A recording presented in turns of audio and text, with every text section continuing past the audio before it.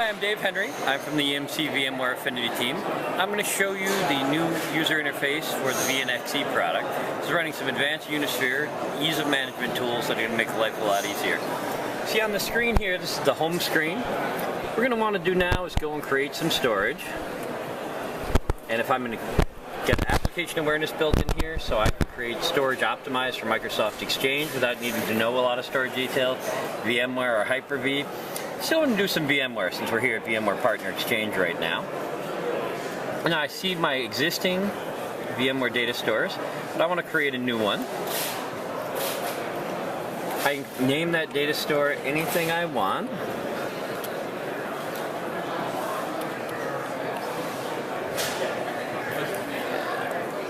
Oh, doesn't like spaces. Okay, so we've all just learned something new about VNXe. I have my choice of doing it as a VMFS. This would be over iSCSI or network file system. Since a lot of people seem to believe that EMC doesn't have a lot of good VMware solutions on NFS, I'm going to prove you wrong right here, right now, by setting this up for NFS. With this, I get some of the advanced options. So I'm going to enable my file-based deduplication and compression. This will allow me to compress individual VMs on a per VM basis. Now, based on the things I've told it before, it's going to automatically select which pool it will suggest it comes out of. I'm going to do this as a 75 gigabyte volume, and I'm going to enable thin provisioning by default. So you can see here, even though I'm going to create the volume at 75 gig, initially it's actually going to allocate only 10 gigabytes of physical storage. Now I have choices here for protection. I can say, you know what, I'm going to do backup some other way. I don't need snapshots. I can say, let's set up snapshots. I'm going to go ahead and actually not only configure for snapshots, I'm going to set my schedule. So I've got a schedule built in here already. I'm going to use that just to give you a little bit of idea. Every 3 hours at half past, I'm going to take snapshots. I'm going to keep those for 4 days. Every day at 1:30, 7:30, and 1:30, I'm going to take snaps, keep them around for 6 hours. I got some I'm taking every 5 days. I'm keeping for 4 days. It's just to give you an idea of how complicated a schedule you can build. If I don't like that schedule, I can build my own customized one. I can modify those rules. I can add new rules. Now if I'm going to create those snapshots, I'm going to need to allow space for those snaps. So we're saying the minimum size I'd want to reserve for that is 20 gig. We're going to suggest though that we reserve a little bit more.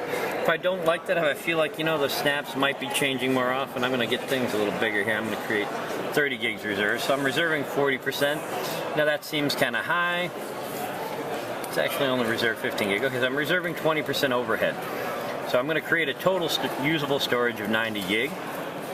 With this box clicked here, if I expand that volume later on, it's going to automatically expand the snap reserve for me, so I won't need to remember that. It's going to maintain that 20% ratio for me, keep things nice and easy for management. Oh, it's less than the recommended size. It doesn't like that. So let's go back in here, and we'll just do 27 to make sure we fit the recommendations. So now this is where I configure host access. What I'm going to do here now is I can define what I want my default to be. I'm going to say my default is no access. I want things to be very secure. So these other servers out there in my environment are using the default. Here are my ESX servers. I get my NFS options here. I'm going to allow this system read-write and root access. This system read-write and root access. This system I'm only going to allow backups from though, so I'm going to just set that one as read-only. So now that I've set my permissions for those NFS exports on the hosts, I am here. The last screen I get is confirmation of the changes it's going to make to the system. I can double check here. Okay, I have enabled deduplication. This is the backup schedule I've set up for my snapshots. And I've configured some hosts with the following permission. This is exactly what I wanted, so I go ahead, tell it, configure the storage for me. And it's completely already set everything up, enabled the data store, enabled deduplication. But now that I've got this data store created, I'm going to want to do some greater protection. With the VNXe, I've got options. I could not replicate it, not do anything. I could replicate it within the same system, but I'm going to replicate to a remote system.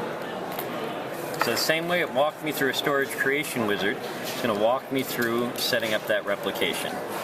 I could replicate to another VNXe or to the bigger VNX. Now, if I'm going to replicate there, I need to select which volume I want that replica copy to live on. I can set up the synchronization here. By default, it's going to give me an RPO of 1 hour, but I can shorten that down to as low as 5 minutes, asynchronous replication. The higher I go here, the higher performance impact, more network traffic. I can back it down here. Hey, I want that to be 17 hours. I'm going to go with about half an hour here. So now I'll know that everything will be no more than half an hour out of date at the remote site. If I had a dedicated path to my replication system, to my remote site, I can specify that interface to use for sending the outbound traffic to make sure that's dedicated. I don't here in this case though, so I'm going to skip that step. Again, this is just confirming what it's setting up for me. Finish. You can see here now about less than 5 minutes, a VMware administrator with very little storage experience can set up his volume for his VMware systems, completely optimized for the storage for his optimum performance, have the local data protection for snapshots scheduled, and configured for remote replication. 5 minutes, no advanced storage knowledge necessary. Thank you very much.